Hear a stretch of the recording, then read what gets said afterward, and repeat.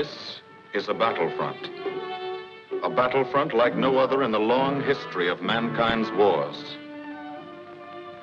This is an air front.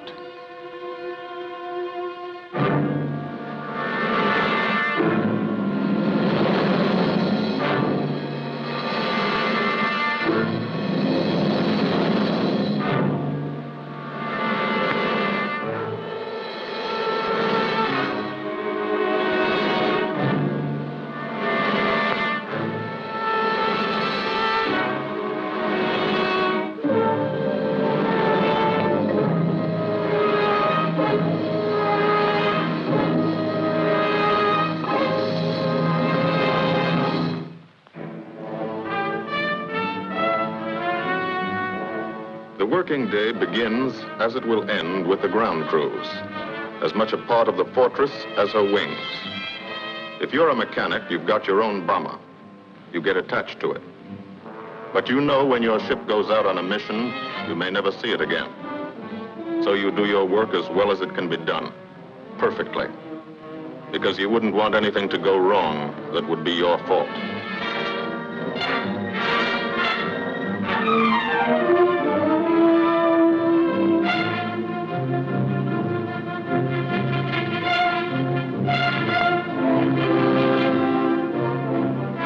Today, the bombs will be taken from these bomb dumps somewhere in England and delivered to specific points in Wilhelmshaven, Germany.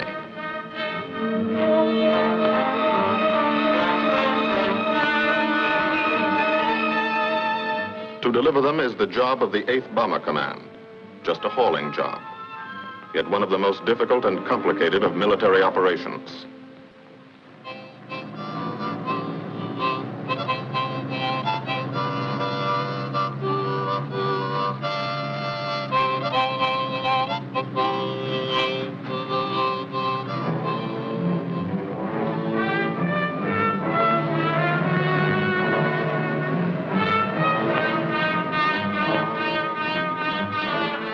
General-purpose demolition bombs, impact velocity as high as 750 miles an hour, pierce 5 inches of armor plate, destroy a factory.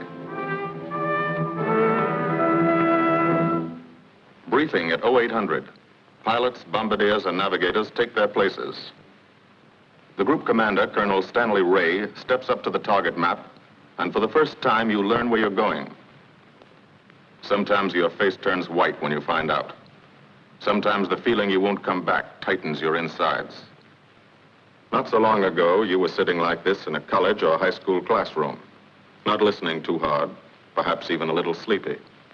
But you listen here. And as you listen, you don't have time to think of yourself. Fear fades. You concentrate on the mission, type of formation, assembly point, 0 hour, route to target, weather, enemy fighters, enemy flak, route back home. If forced down in enemy territory, destroy equipment. If taken prisoner, give no information. Name, rank, and serial number. That's all.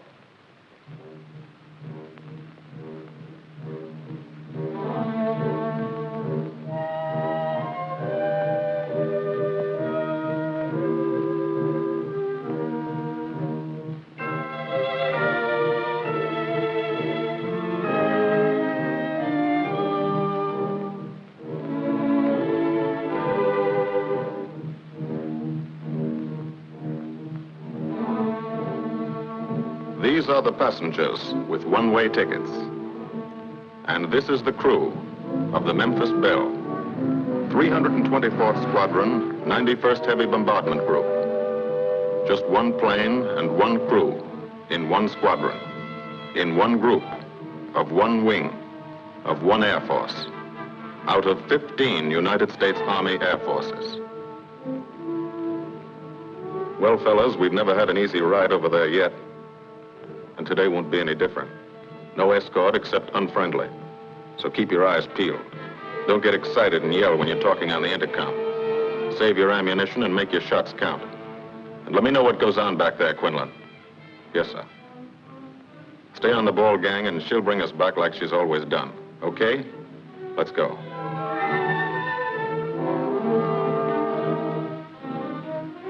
They have completed 24 missions. In this, the toughest theater of air war, the big league of sky fighting, their experience is priceless. And so, if the Memphis Belle comes back this afternoon, they will be sent to bring the vital lessons they have learned to thousands of air crew men in training at home. Home is America.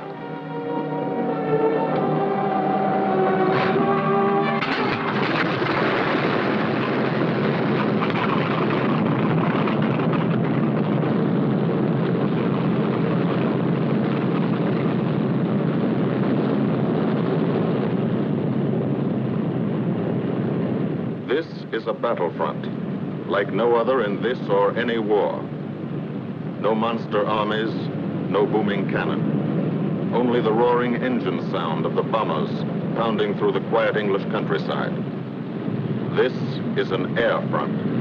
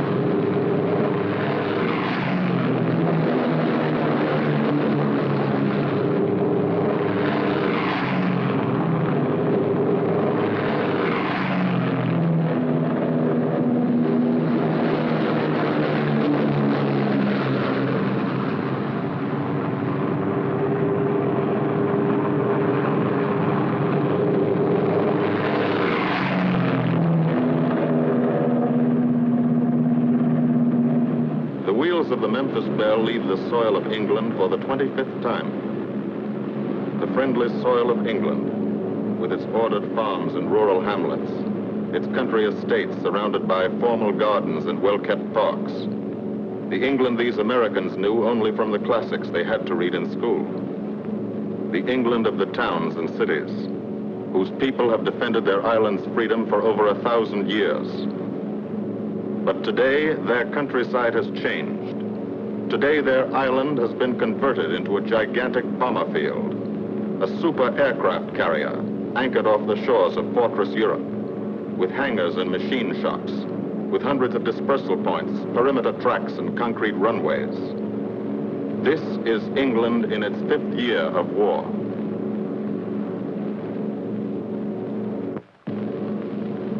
And this is the new battlefront. The air front, from which we seek out the enemy. Not his infantry or his artillery, not his panzer divisions, but the greater menace, the industrial heart of his nation, the foundation on which the Nazi Empire and its armies stand, the power behind the German lust for conquest. The steel mills and refineries, shipyards and submarine pens, factories and munitions plants, pinpoints on the map of Europe which mean rubber, guns, ball bearings, shells, engines, planes, tanks, targets. Targets to be destroyed. And these are the destroyers, each with a belly full of bombs, and 10 men like the crew of the Memphis Belle. Pilot Captain Robert Morgan, industrial engineer from Asheville, North Carolina. He's flown this ship across the Atlantic.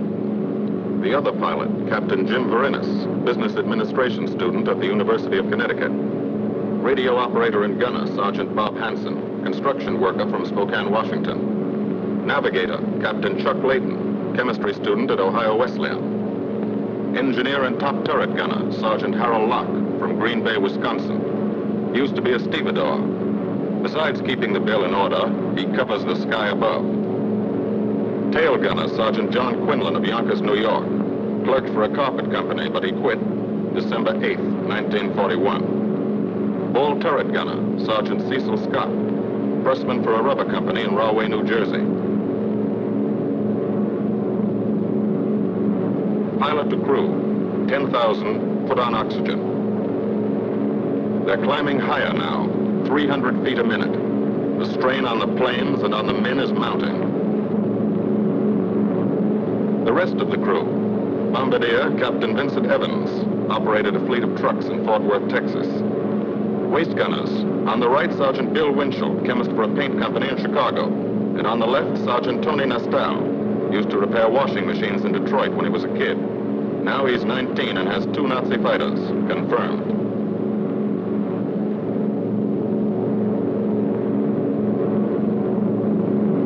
It takes all of a pilot's strength to keep a 30-ton fortress in tight formation. But the formation is the bomber's best defense against enemy fighters.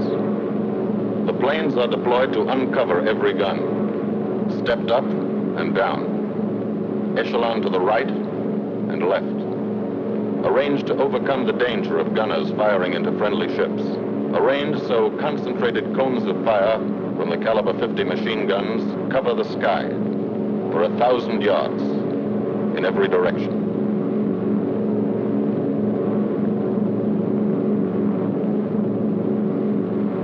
The friendly coast of England slips by below. It doesn't look like much now, but in a few hours when you come back, if you come back, this will be the most beautiful view in the world. Higher and higher, climbing to reach your best operational altitude, 25,000 feet, 5 miles straight up. So high you can't be seen from the ground with the naked eye. So high that after 1 minute without oxygen, you lose consciousness. After 20 minutes, you're dead.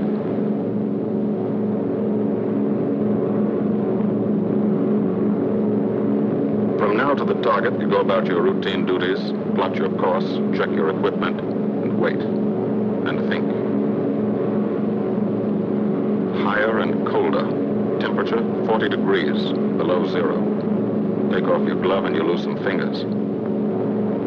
You look out at the strange world beyond, reflections in plexiglass, like nothing you ever saw before, outside of a dream.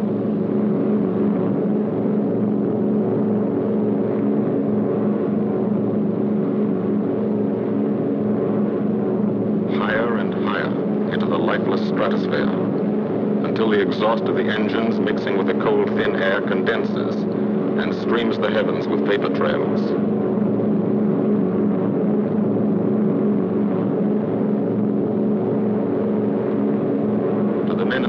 They're far from beautiful, for they point like beckoning fingers to the formation, signposts in the sky for the enemy to spot us.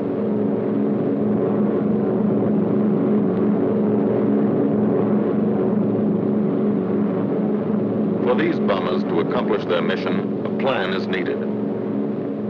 Carefully worked out, timed to the minute. The job is to bomb Wilhelmshaven effectively and economically. The enemy is strong, skillful, determined to stop us. Here are his defenses. Airdromes, well dispersed. Each plane indicates a stoffel or squadron of fighters. Heavy anti-aircraft, highly trained and accurate, all along the coast and defending his vital installations. Radar to warn him of our coming.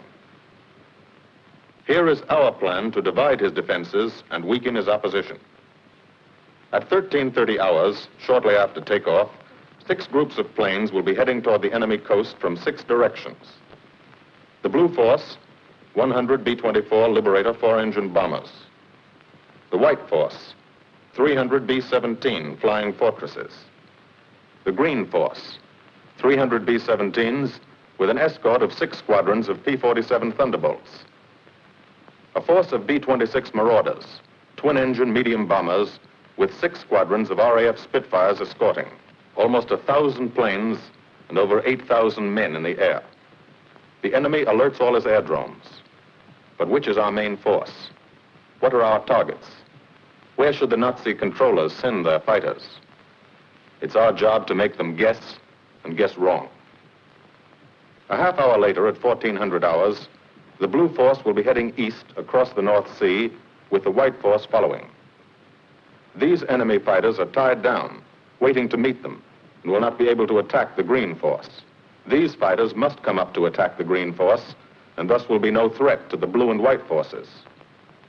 The B-26s and Spitfires will bomb and strafe a key rail junction, diverting these 6 Staffeln and preventing the enemy from concentrating too many fighters on the Green Force, which is scheduled to bomb an aircraft factory at Hanover. At 1430 hours, the Blue Force will threaten this entire coastal area of northwestern Germany. Which target will it be? Flensburg? The Kiel Canal? Or will it turn suddenly and bomb Hamburg, Wegesack, or Emden? Actually, it carries no bombs at all. It's a decoy and keeps the fighters from the northern area busy while the White Force, the main effort, heads for the submarine pens of Wilhelmshaven. At 1500 hours, while the White Force is over its target, only a fraction of the available German fighter strength of the area can intercept it. Because of the Blue Force diversion and the simultaneous bombing of Hanover by the Green Force. This is the plan of battle for today, drawn up by the Combined Operations Planning Committee and approved by the Commanding General.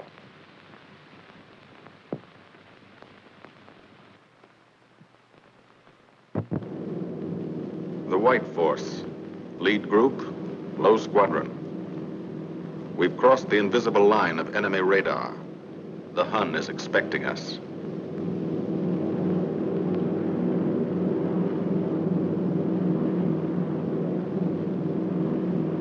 Steel helmets go on.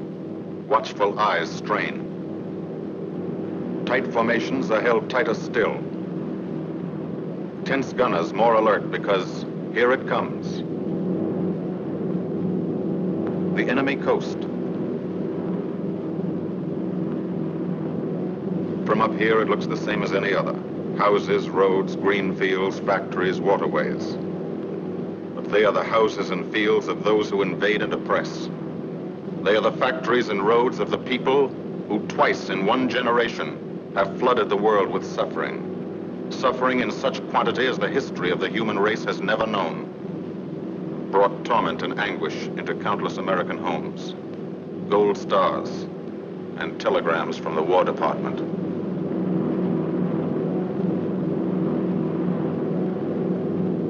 The first flak, just harmless-looking, silent puffs of smoke.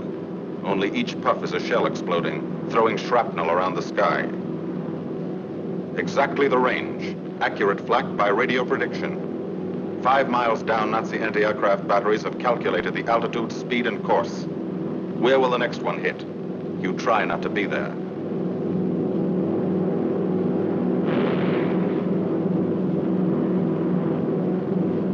The docks and submarine pens of Wilhelmshaven. Approach to the target starts. No smoke screen can protect it.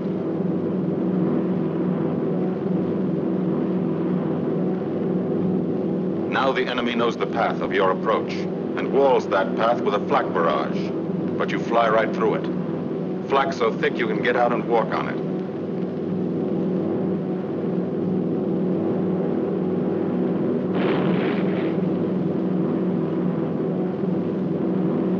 Morgan changes course every 15 seconds. Evasive action to confuse the flak batteries.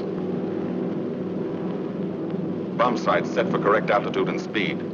Bomb bay doors open. The bombing run begins. Pilot to bombardier. Okay, Vin, you've got it. Now Evans flies the Memphis Belle, controlling it through the bomb sight. And now we are most vulnerable. Committed to our bombing run, we can't dodge flak or fighters. Here's the first.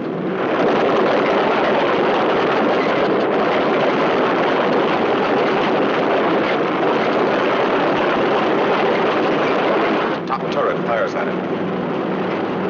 Evans must ignore the battle. Crosshairs lined up on target. Adjustments for wind drift made. 2 more fighters diving from 9 o'clock. Flak now has the range too. They've hit this fort, but he keeps on his bombing run.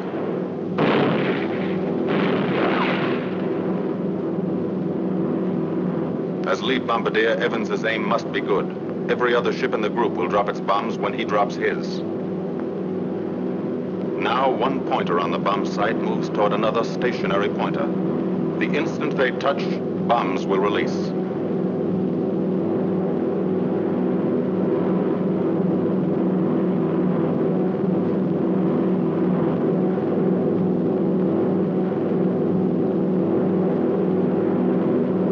They touch. Bombs away.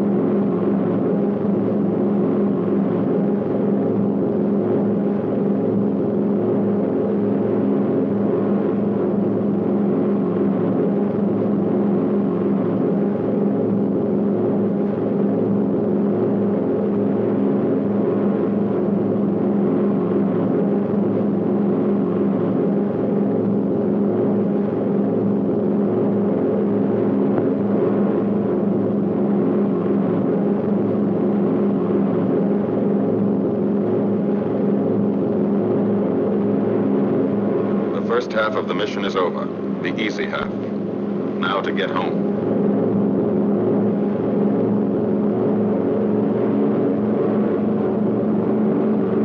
The flak stops. That means fighters out there somewhere. A staffer lurking behind that cloud, or hiding up in the sun where the glare blinds you and you can't see them, waiting to dive down on you. Fighters at 6 o'clock. This is what a gunner sees. A speck in the sky, that's a fighter. And then a blink, that means he's firing at you. 2,300 rounds a minute.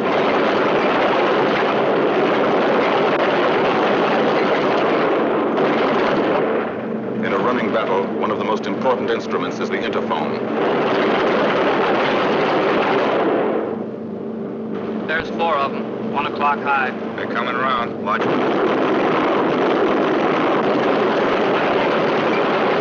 Two fighters, 6 o'clock up, coming in, diving out, Chief. B-17 in trouble out at 2 o'clock, watching. Got an engine on fire.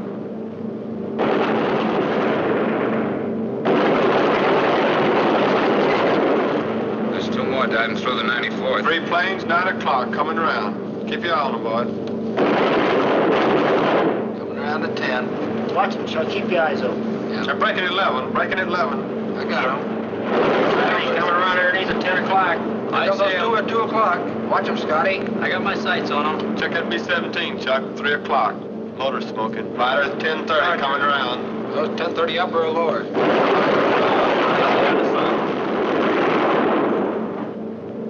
B-17 out of control at 3 o'clock.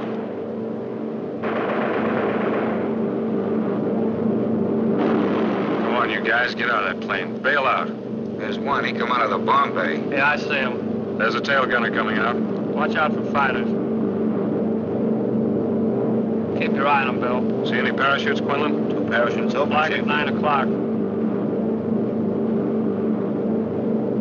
8 men still in that B-17. Come on, the rest of you guys. Get out of there. Come on, Belle. So far, There's 3 more shoots. flak, 11 o'clock. Fighters, 6 Me o'clock. 109 at 3 o'clock. Keep after him, would you? I see him. I'm on him. Come on, you son of a bitch.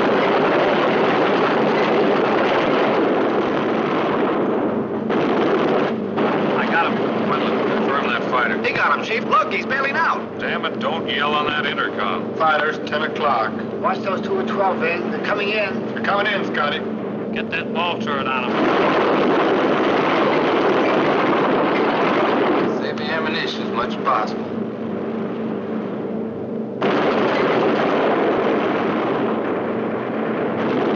Watch that fighter coming in at 3 o'clock. He's coming in a half roll. Pull her up, Chief. Pull her up. Hurry.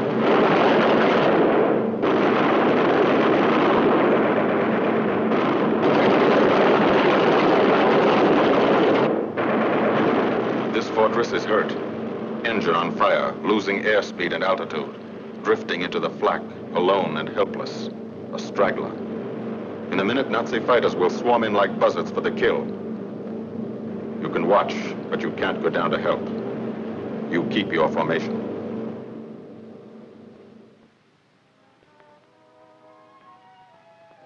Here, too, the mission is being flown. None the less real for being in the minds and hearts of these men behind. Ask anybody who's been to a field in England or anywhere else our bombers are based, and he'll tell you that there's drama here, too. Waiting to see who's coming back. To watch them, you might not realize how tense these ground crews are. But they are tense, and plenty worried. In Air Force talk, this waiting is known as sweating out the mission. These men know the flight plan. Their watches told them when the bombers were running into enemy flak, when they were over the target, when they left the enemy coast. And now their watches tell them the bombers should be nearing the field. Every ear strains for the first sound of the engines. And then somebody hears them. And somebody sees the first faint specks in the distant sky.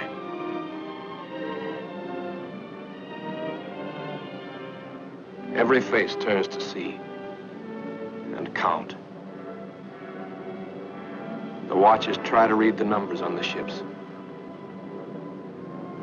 These planes have priority to land first. The colored flares mean wounded aboard. In the hospital window, these watching men know what that means. They know what it feels like to lie on a bouncing fortress floor for hundreds of miles through the frozen stratosphere in great pain, with the other men in your crew fighting to keep you alive until they hit the field. The field. Home. It'll be okay then, because there'll be medical care.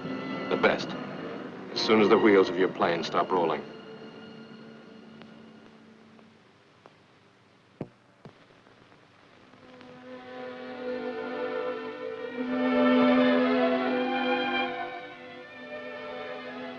Head wound. Concussion. 20-millimeter cannon shell exploded in his radio compartment. Shock. Internal injuries. He'll be all right, though. Flak burst scattered flying shrapnel. He's full of steel splinters. This pilot's leg is not a pretty sight. Neither are the docks at Wilhelmshaven. These men will all get the Purple Heart. And this man, too, posthumously.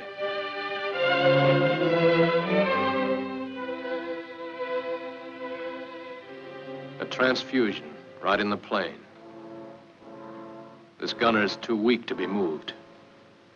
The new life-giving blood flowing into his veins might be the blood of a high school girl in Des Moines, a miner in Alabama, a movie star in Hollywood, or it might be your blood. Whose ever it is. Thanks. 36 planes left this field this morning. Now 6 more arrive. That makes 20 home. And this one's 21. More wounded aboard.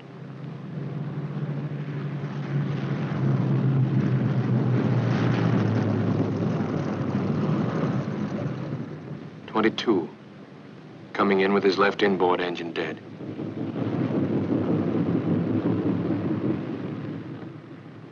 .23, with a feathered prop on his left outboard engine. .24, Southern Comfort, with a chunk of tail gone. .25, they flew home on their luck. 26. Not a scratch. The control tower learns that 2 more landed at a British field to the south. 1 a crash landing, crew safe. That makes 28. 29. A rough landing, but her pilot's badly hurt. It's a wonder he brought her back at all. 29 planes back, so far. 29 out of 36. Our losses were heavy, but the enemy's were far heavier. We destroyed a German aircraft factory, a rail junction, submarine pens, docks, and harbor installations. That's specific, known damage. But who can tell the number of German torpedoes that will not be fired, the number of our convoys that will get through now, the soldiers' and seamen's lives that will be saved, or the battles that will be won instead of lost because of what these bombers and airmen did today.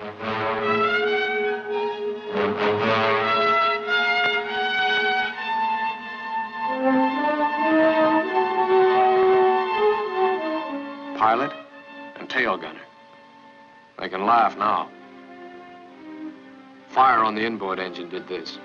Flames streaked back and burned the stabilizer, too. Another crew luck brought back.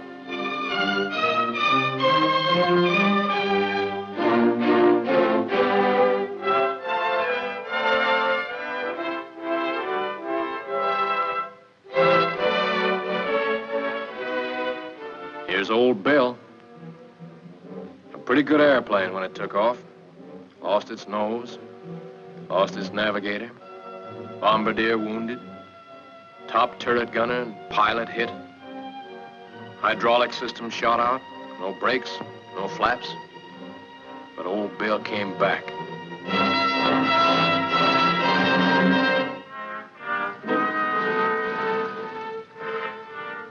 Now, among the returned crew members, talk flows like a river, talking out every detail of the mission. These are the faces of combat, faces of Americans who have watched their comrades die, faces that can never forget the enemy. And they're in no mood to have their picture taken.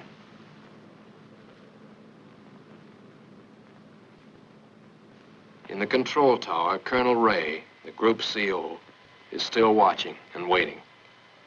And then he spots the last flight. 3 more planes. And one of them is the ship everyone's been pulling for.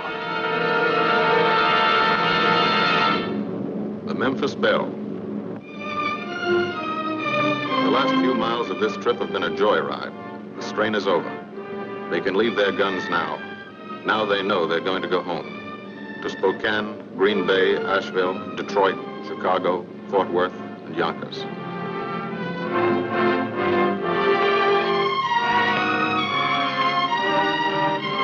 The Belle comes in for her landing. But first Morgan buzzes the field, cuts the grass with the giant fortress. It's against the rules, but this is a special occasion.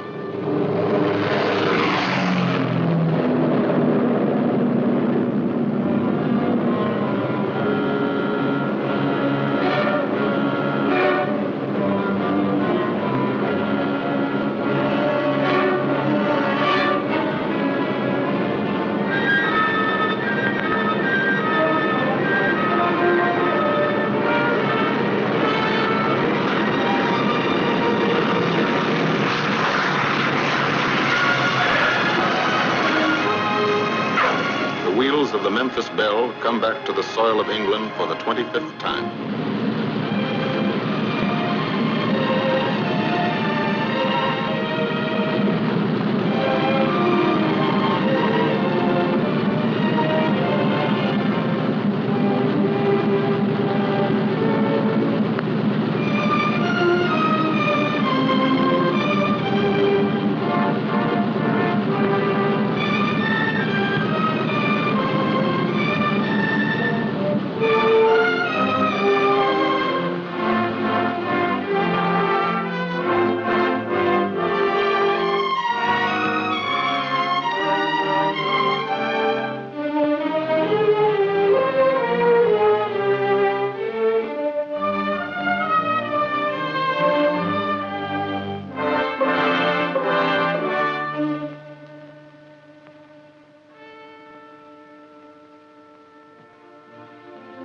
This is a day they will never forget.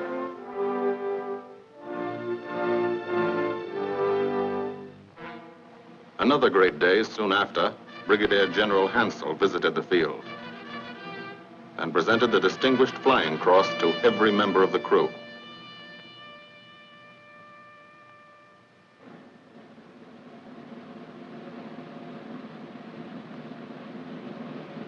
And then there was another day.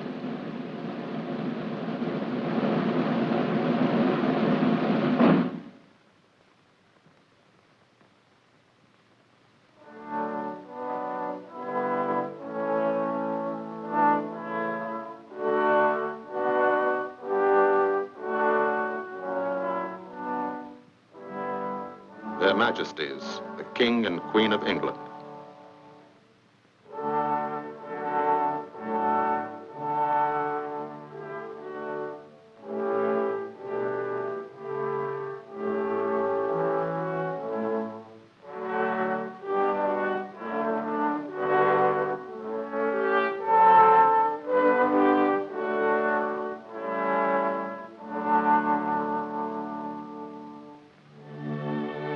Johnny Quinlan never thought anything like this would happen to him when he left Yonkers.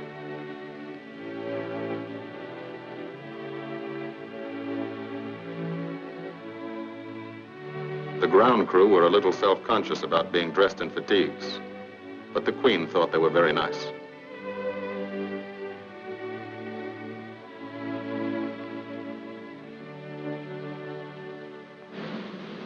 Finally, two more visitors came. General Acre, commanding the 8th Air Force, and General Devers, U.S. commander of the European Theater. The Belle crew received them in flying clothes, as General Acre read the order for what he called their 26th and most important mission. Return to America to train new crews and to tell the people what we're doing here. To thank them for their help and support and tell them to keep it up so we can keep it up. So we can bomb the enemy again and again and again until he has had enough. And then we can all come home.